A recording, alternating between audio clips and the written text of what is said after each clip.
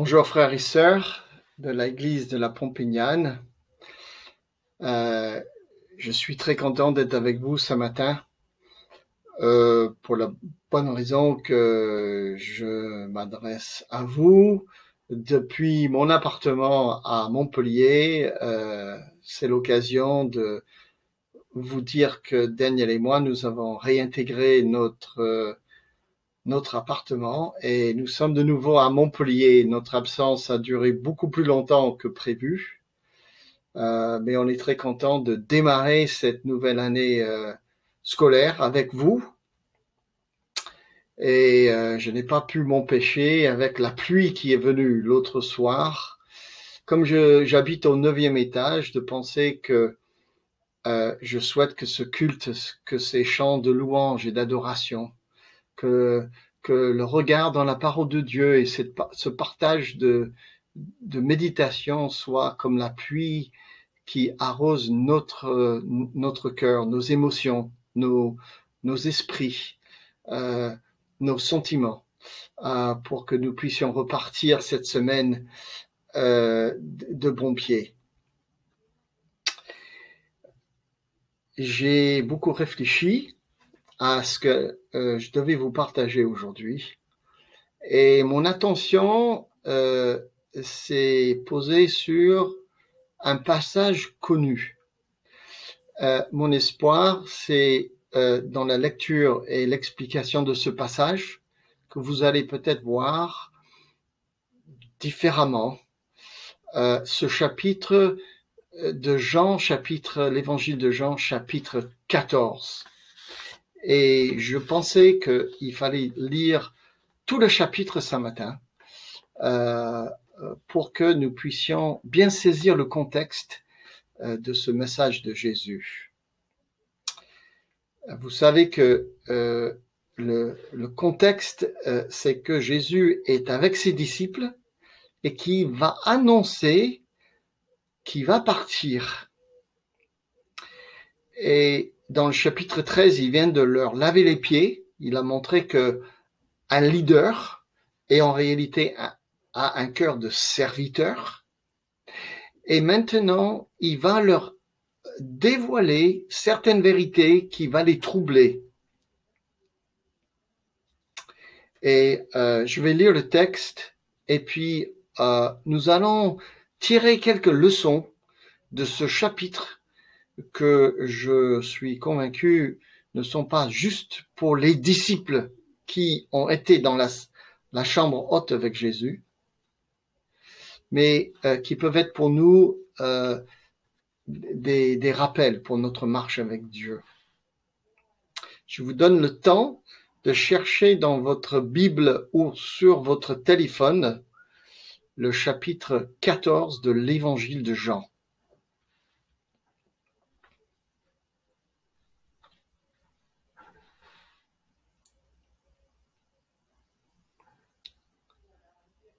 Verset 1. Jésus dit que votre cœur ne se trouble pas. Ayez foi en Dieu et aussi foi en moi. Dans la maison de mon Père, il y a beaucoup de demeures. Si ce n'était pas vrai, je vous l'aurais dit. En effet, je vais vous préparer une place. Lorsque je vous aurai préparé une place, je reviendrai et je vous prendrai avec moi, afin que vous soyez, vous aussi, là où je suis. Mais vous connaissez le chemin de l'endroit où je me rends. Thomas lui dit, Seigneur, nous ne savons même pas où tu vas. Comment pourrions-nous savoir par quel chemin on y parvient? Le chemin, répondit Jésus, c'est moi, parce que je suis la vérité et la vie. Personne ne va au Père sans passer par moi. Si vous me connaissez, vous connaîtrez aussi mon Père. Et maintenant, déjà, vous le connaissez. Vous l'avez même vu. Philippe intervient. Seigneur, montre-nous le Père, et cela nous suffira. En quoi, lui répondit Jésus, après tout le temps que j'ai passé avec vous, tu ne me connais pas encore, Philippe? Celui qui m'a vu a vu le Père. Comment peux-tu dire, montre-nous le Père? Ne crois-tu pas que je suis dans le Père et que le Père est en moi? Ce que je vous dis, je ne le dis pas de moi-même. Le Père demeure en moi et c'est lui qui accomplit ainsi ses œuvres, ses propres œuvres. Croyez-moi, je suis dans le Père et le Père est en moi. Sinon, croyez au moins à cause de ces œuvres que vous m'avez vu accomplir. Vraiment, je vous l'assure, celui qui croit en moi accomplira lui-même les œuvres que je fais, il en fera même de plus grandes parce que je vais auprès du Père. Et quoi que ce soit que vous me demandiez en mon nom, je le réaliserai pour que la gloire du Père soit manifestée par le Fils. Je le répète, si vous demandez quelque chose en mon nom, je le ferai. Verset 15. Si vous m'aimez, vous suivrez mes enseignements. Et moi, je demanderai au Père de vous donner un autre défenseur de sa cause, afin qu'il reste pour toujours avec vous. C'est l'Esprit de vérité, celui que le monde est incapable de recevoir, parce qu'il ne le voit pas et il ne le connaît pas. Quant à vous, vous le connaissez, car il demeure auprès de vous et il sera en vous. Non, je ne vous laisserai pas seul comme les orphelins, mais je reviendrai vers vous. Sous peu, le monde ne me verra plus. Mais vous me verrez parce que je suis vivant, et que vous aussi, vous vivrez. Quand ce jour viendra, vous connaîtrez que je suis en mon Père, vous saurez aussi que vous êtes en moi, et que moi, je suis en vous. Celui qui m'aime vraiment, c'est celui qui retient mes commandements et les applique. Mon Père aimera celui qui m'aime, moi aussi je lui témoignerai mon amour et je me ferai connaître à lui. Jude, qu'il ne faut pas confondre avec Judas Iscariote, lui demanda, Seigneur, pourquoi est-ce que seulement à nous que tu veux te manifester et non au monde? Jésus lui répondit, si quelqu'un m'aime, il obéira à ce que j'ai dit. Mon Père aussi l'aimera. Nous viendrons tous deux à lui et nous établirons notre demeure chez lui. Mais celui qui ne m'aime pas ne met pas mes paroles en pratique. Or, cette parole que vous entendez ne vient pas de moi. C'est la parole même du Père qui m'a envoyé. Je vous dis tout cela pendant que je suis encore avec vous.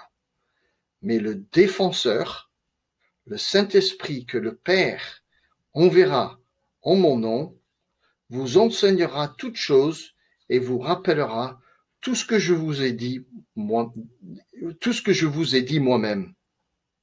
Je pars, mais je vous laisse la paix. C'est ma paix que je vous donne. Je ne vous la donne pas comme le monde la donne. C'est pourquoi ne soyez pas troublés et n'ayez aucune crainte en votre cœur. Vous m'avez entendu dire que je pars, mais aussi que je reviendrai auprès de vous. Si vous m'aimiez, vous seriez heureux de savoir que je vais au Père, car le Père est plus grand que moi. Je vous ai prévenu dès maintenant, avant que ces choses arrivent, pour qu'au jour où elles se produiront, vous croyiez. Désormais, je n'aurai plus guère l'occasion de m'entretenir avec vous, car le dominateur de ce monde vient.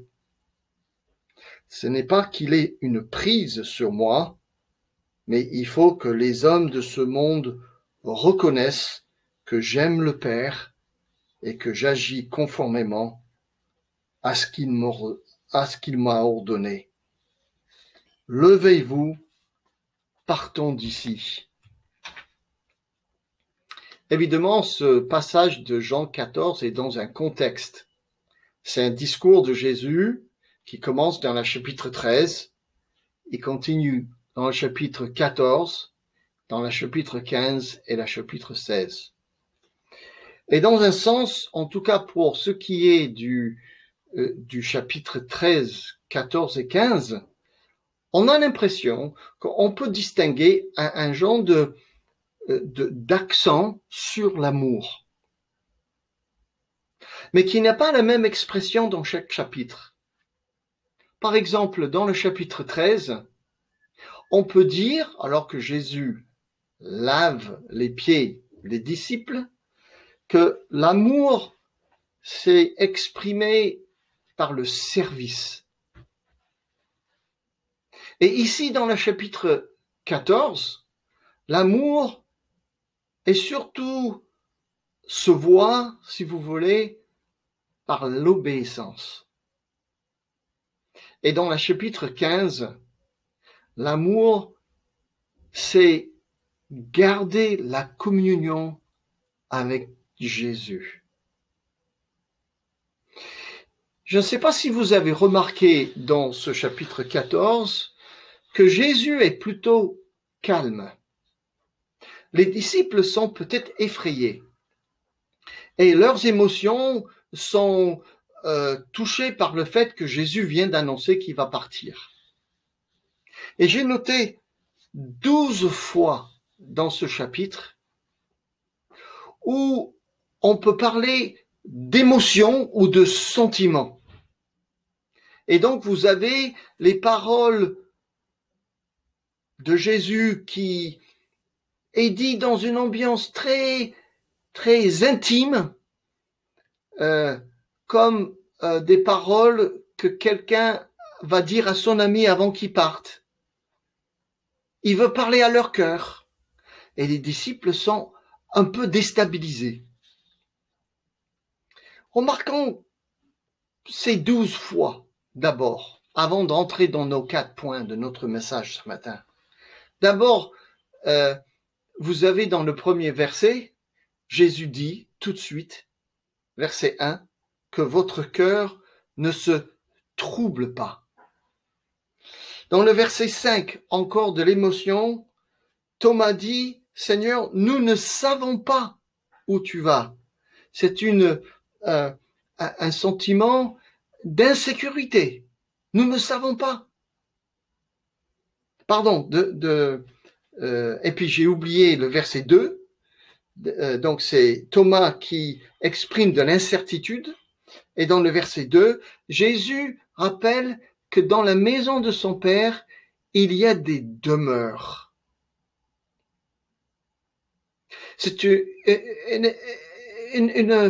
Il évoque l'idée de sécurité.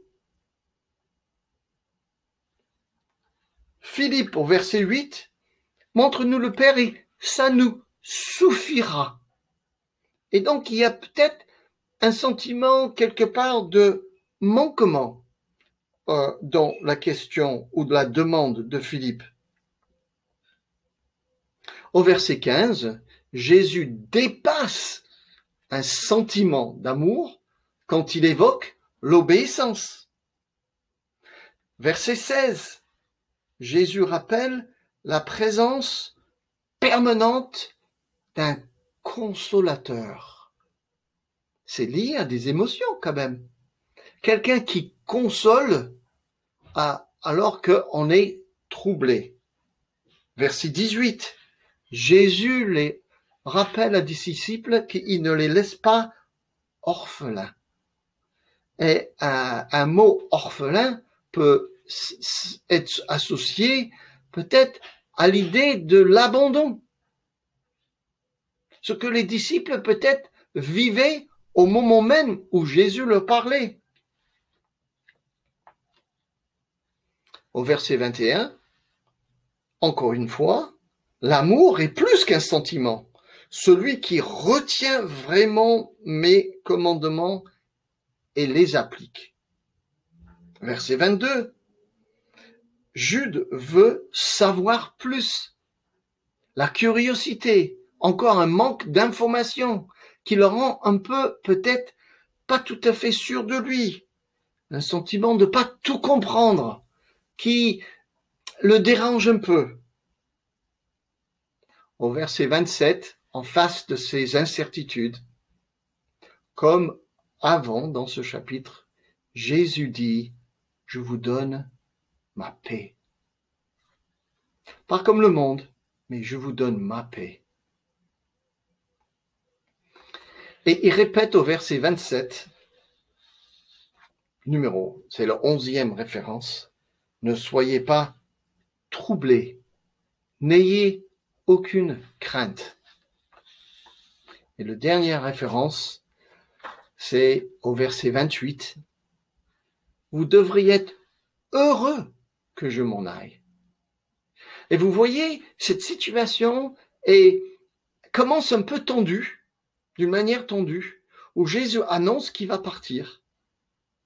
Et alors les disciples ne peuvent pas imaginer la chose. Et ils ont beaucoup d'émotions. Et moi j'ai noté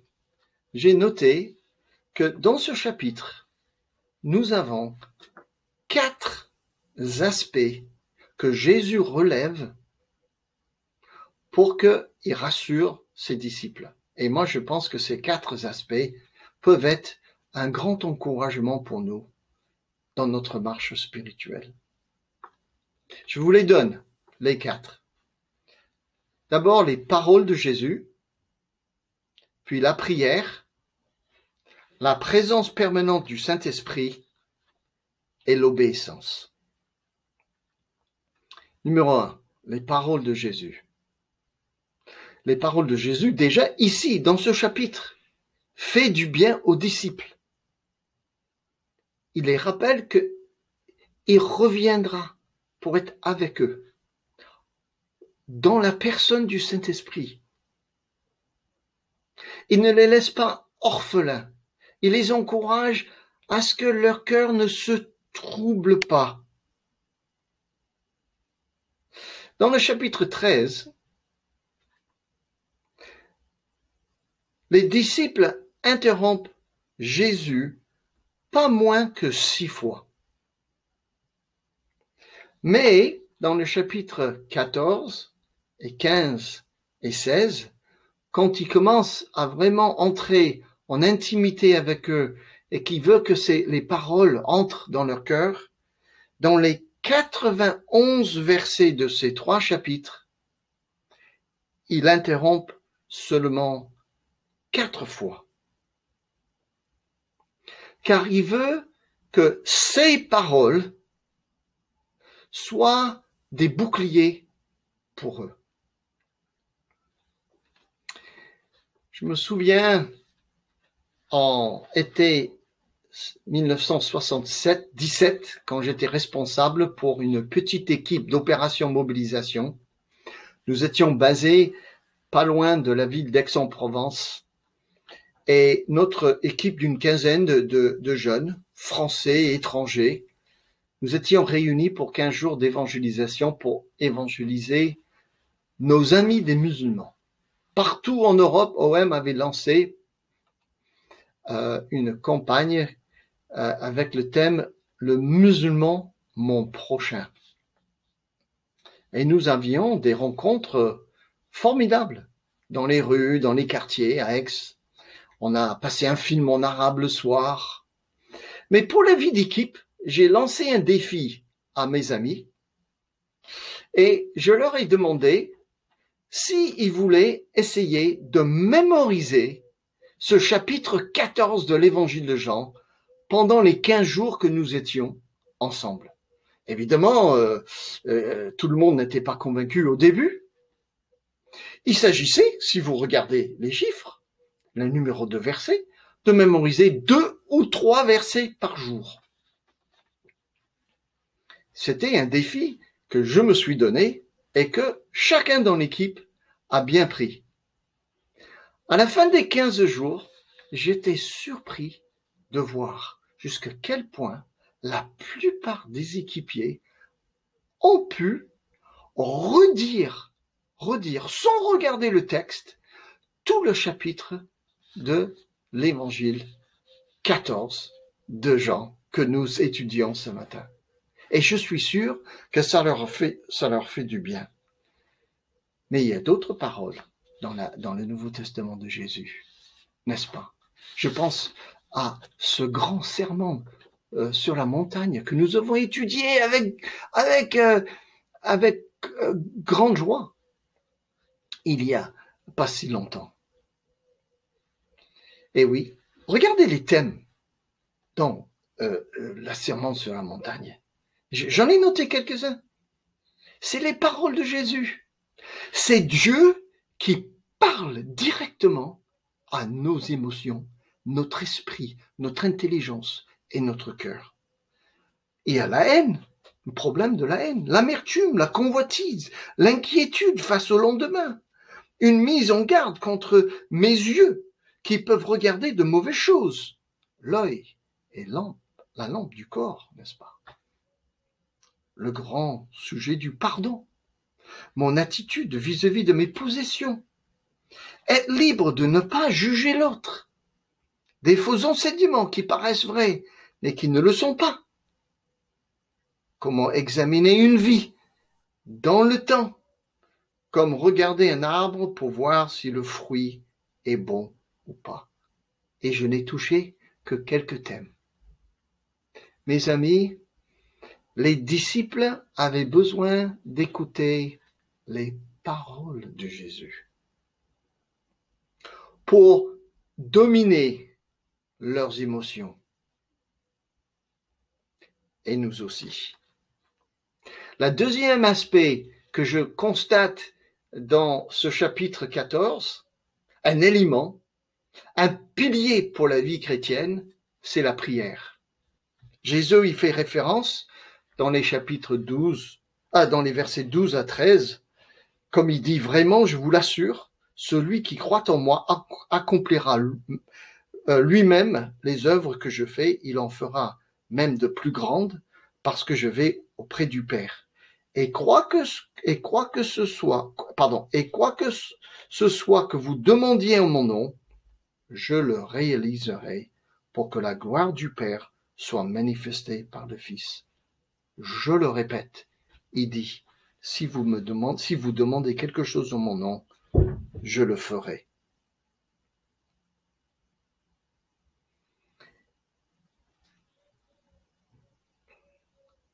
Vous aimez la prière? C'est quoi la prière?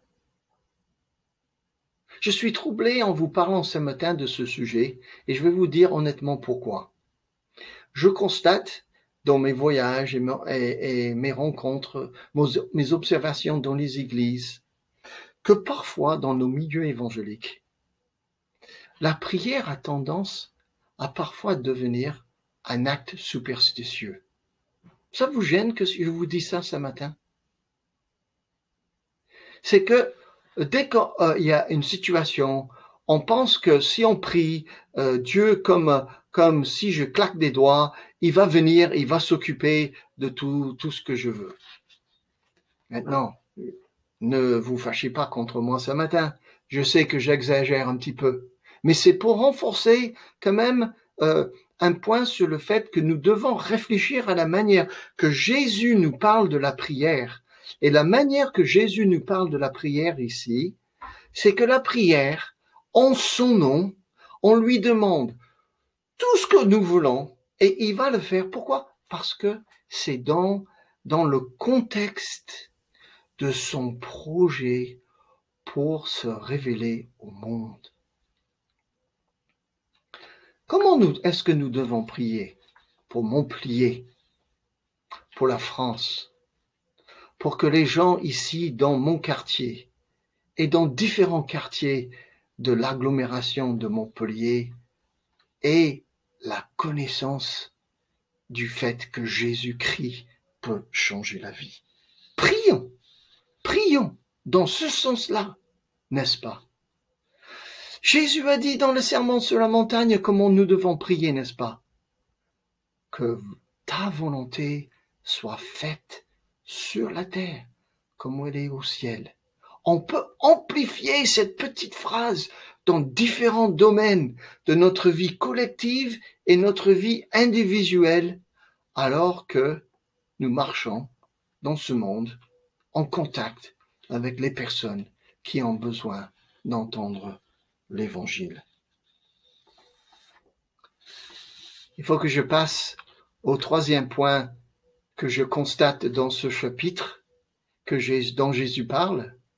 Si la première, c'est les paroles de Jésus, la deuxième, c'est la prière, la quatrième aspect d'une marche avec lui dans ce chapitre, c'est qu'il nous rappelle de la présence du Saint-Esprit. Et moi, verset 16, et moi, je demanderai au Père de vous donner un autre défenseur de sa cause, afin qu'il reste pour toujours avec vous. C'est l'Esprit de vérité, celui que le monde est incapable de recevoir. Quant à vous, vous le connaissez, car il demeure auprès de vous et il sera en vous. Différentes traductions traduisent ce mot grec paraklétos, paraclite, d'une manière différente. La plupart du temps, les meilleures versions parlent de consolateur, avocat, défenseur. Paraklétos, para à côté, klétos appelé. Il est appelé à côté d'eux pour accompagner et pour prendre la cause du Père dans notre marche, dans ce monde où nous avons des défis. Trois aspects que je constate dans les propos de Jésus au sujet du Saint-Esprit. Verset 16. Afin qu'il reste pour toujours avec vous. La présence permanente du Saint-Esprit. Deuxièmement, l'esprit de vérité. Quand l'esprit travaille dans ma vie, je deviens une personne de plus en plus véridique et transparent, et que même les petits mensonges ou manquements de vérité me gênent. Je vous laisse appliquer ça dans votre propre contexte. Quel défi, n'est-ce pas? Et troisièmement, au verset 17, il va demeurer en nous. Jésus dit, il sera en vous. Quel mystère de penser que par ma foi en Jésus-Christ, Dieu m'a donné le don de l'Esprit Saint d'une manière gratuite et il réside en moi. Et il y a plein d'applications dans notre marche, dans la vie de tous les jours. Comme Jésus a promis aux disciples, c'est aussi vrai pour nous. 3 piliers, c'est déjà formidable. Les paroles de Jésus, la prière, la présence du Saint-Esprit, et le quatrième aspect qui est le thème peut-être où Jésus revient 3 fois. Le quatrième pilier, c'est l'obéissance. L'obéissance.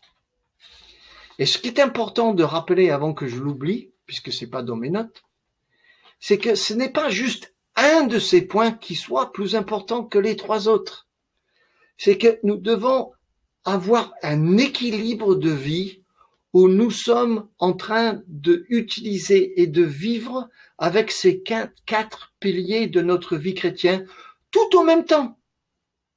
Comme un tableau de mixage dans un studio où les boutons sont ajustés pour que le son et l'harmonie de notre vie soient une réalité. L'obéissance, Jésus en parle au verset 15.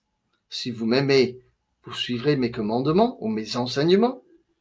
Verset 21, celui qui m'aime vraiment, c'est celui qui retient mes paroles et les applique. Et verset 23, Jésus répondit, si quelqu'un m'aime, il obéira à ce que j'ai dit. Éloignons-nous d'une idée que on doit juste obéir ce qu'on entend et puis non. Je voudrais vous suggérer que obéir en tant que chrétien aux enseignements de Jésus, c'est en fait collaborer avec lui. Il veut que vous et moi, nous soyons des indicateurs au monde pour que les gens disent, tiens, Jésus, il doit être dans les parages. Obéir, dans ce contexte, suggère l'idée de la collaboration. Obéir aux commandements et aux enseignements de Jésus, c'est vivre une nouvelle vie. Et d'abord, on n'a pas besoin d'aller très loin pour savoir quels sont ces commandements de Jésus. Car surtout dans le chapitre 13, il a surtout dit, je vous donne un nouveau commandement. Aimez-vous les uns les autres. Oui, comme je vous ai aimé, aimez-vous les uns les autres. Ça, c'est déjà un vaste programme, n'est-ce pas? Mais c'est un commandement. Ce n'est pas, il serait bien si vous vous aimiez les uns les autres. Non. Jésus, le Seigneur de notre vie, dit à ses disciples de suivre ses commandements et avant tout de aimer les uns les autres. Lorsque nous voyons dans l'Ancien Testament ce qui était le grand péché, le grand oubli, le grand écart d'Israël, c'est qu'ils n'ont pas obéi à ce que Dieu leur a demandé. Et lorsque nous lisons le livre de Néhémie, qui se réunissent vers la fin du livre pour rappeler la loi et leur prière, leur repentance, ils rappellent surtout qu'ils ont vraiment oublié d'obéir. Et leur situation d'esclavage actuelle, c'est parce qu'ils n'avaient pas oublié, ils n'avaient pas obéi au commandement du Seigneur. En pensant à l'importance de l'obéissance dans la vie chrétienne, je n'ai pas pu m'empêcher de penser à la situation avec Saül dans l'Ancien Testament, où j'ai l'impression que s'il y a une leçon où nous pouvons observer dans la vie de Saül, c'est qu'il n'a jamais vraiment appris à obéir au Seigneur. Et un jour, Samuel l'a rencontré car Saül venait de désobéir aux instructions claires. Et envoyé par Dieu, Samuel le prophète a dû dire droit dans les yeux de Saül ces paroles inoubliables. Samuel dit alors à Saül, les holocaustes et les sacrifices font-ils autant plaisir à l'Éternel que l'obéissance à ses ordres?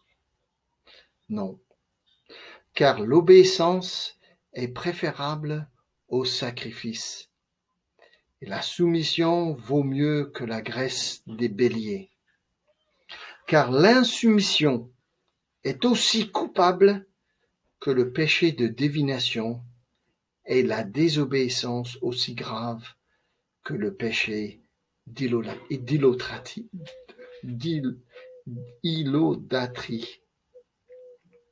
C'est grave, ces paroles. Je dirais, c'est même très grave. Jésus nous rappelle que maintenant que le Saint-Esprit est en nous, que nous avons une arme de la prière, que nous avons ses propres paroles, il nous appelle à marcher dans une obéissance qui est une collaboration avec lui dans notre vie de tous les jours. Oui, Jésus était en train de intimement parler à ses disciples alors qu'il allait partir. Il les touche. Leurs sentiments sont à vif.